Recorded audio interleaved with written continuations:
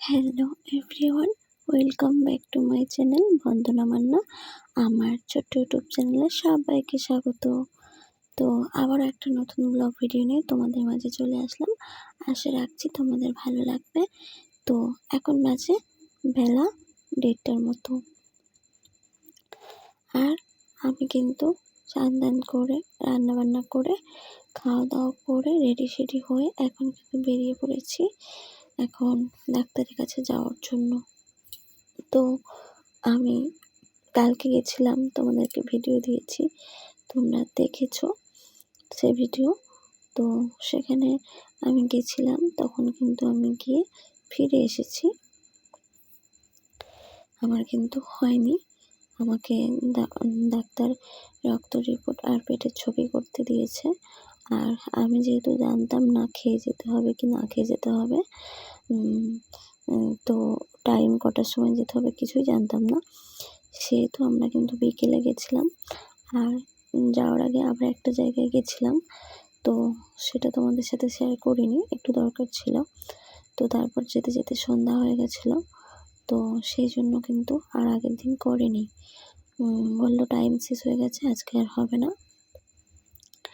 তো সেই জন্য আমরা কিন্তু ফিরে এসেছি, আগের দিন আর হয়নি।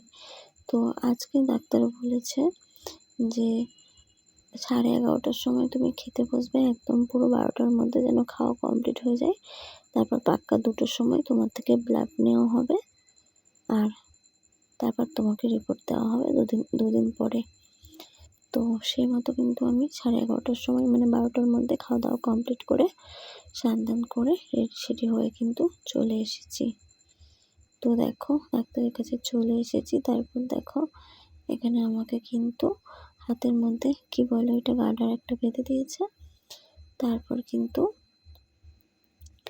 এখানে মানে আমাকে বলছে হাতটা টাইট করে মুঠো করে রাখতে, যাতে করে শিরাটা তাড়াতাড়ি মানে ভালোভাবে বোঝা যায়, আর যাতে করে ব্লাডটা ভালোভাবে নিতে পারে, আর আমার যাতে মানে কষ্টও না হয়, যাতে না বেশি ব্যথা লাগে আর কি, তার জন্য। তো যাই হোক, আমি কিন্তু সেই মতোই হাতটা মুঠো করে শক্ত করে ছিলাম। আর তারপর কিন্তু এখানে ছুঁচটা ঢুকিয়েছে যখন, তখন কিন্তু আমার লাগছিল, সত্যি কথা। আমার বর বলছিল যে লাগবে না, বসো তুমি, কিন্তু আমার লাগছিল। যাই হোক, আমি তো একটুতেই ভয় পাই, আর ইঞ্জেকশন নিতে বা রক্ত দিতে এগুলোতে আমি মানে প্রচুর ভয় পাই। তো যাই হোক, নেওয়া হয়ে গেছে। আর ওখানে একটা দাদাভাই বলছিল যে ভিডিও করছো কেন তুমি? তখন আমি বলছিলাম যে আমি তো ইউটিউবে ব্লগ করি, সেই জন্য ভিডিও করছিলাম। তো সেই জন্য আর কি হাসছিলাম। তো এই আর কি। তো যাই হোক, আমার ব্লাডটা নিয়ে নিয়েছে। নেওয়ার পরে ওখানে কিন্তু কৌটোয় করে করে সব ভরে দিচ্ছে, মানে ছোট ছোট যে কৌটোগুলো হয় না, ওতে করে ভরে দিয়ে ছিপি লাগিয়ে ওইগুলো পাঠিয়ে দেবে ল্যাবের মধ্যে, কি বলে টেস্ট করার জন্য আর কি। তো যাই হোক, আর আমার বর কিন্তু এখানে দাঁড়িয়ে আছে। আর এই রিপোর্টগুলো করতে কিন্তু অনেকগুলোই টাকা।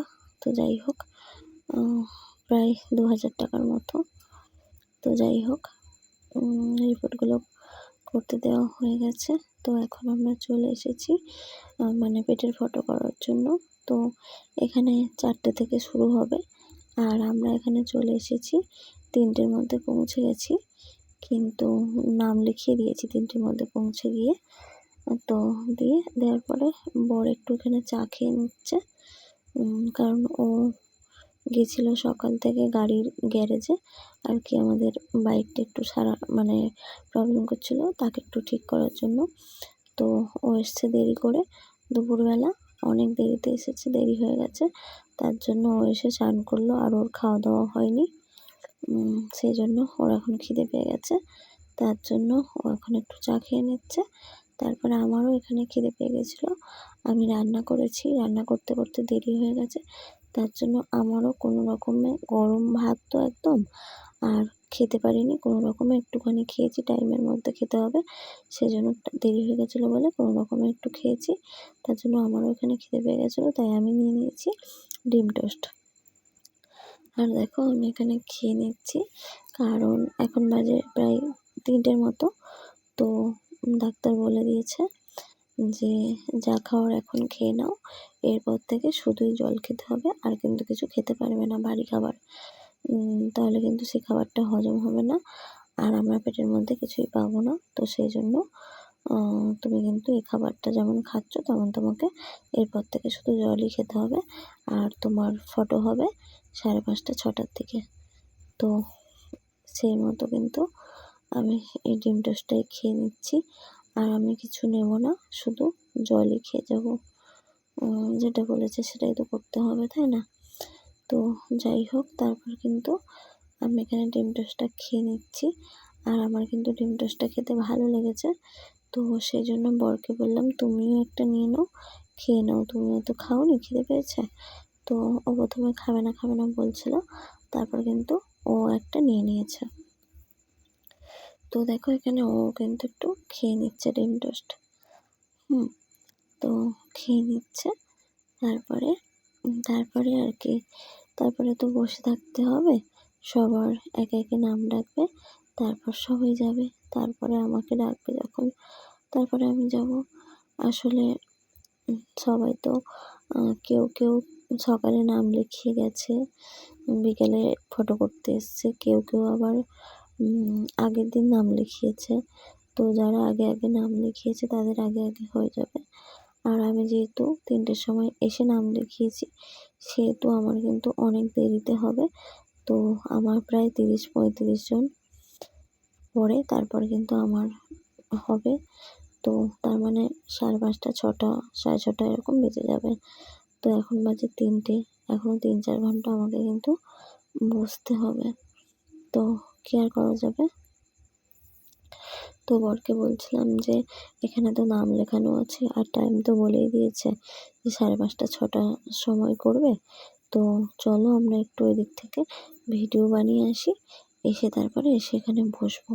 কিন্তু বর বলল যে না, এখানেই থাকবো, এখানে যদি কোনো অসুবিধা হয়, যদি নাম ডাকে তখন, যদি না থাকি তখন আবার অনেক পরে হবে, তো কোথাও যেতে হবে না, এখানেই বসো।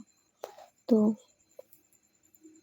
সেই জন্য কিন্তু আর কোথাও যাইনি, এখানেই বসেছিলাম। তো যাই হোক, কোথায় বসেছিলাম অবশ্যই তোমরা দেখতে পাবে, অবশ্যই তোমাদের সাথে শেয়ার করব। তো এখন বড়মশাই খেয়ে নিচ্ছে ডিম টোস্টটা, আর ডিম টোস্টটা কিন্তু খুব সুন্দর হয়েছে। এটা এখানেই, মানে এটা এখানেরই।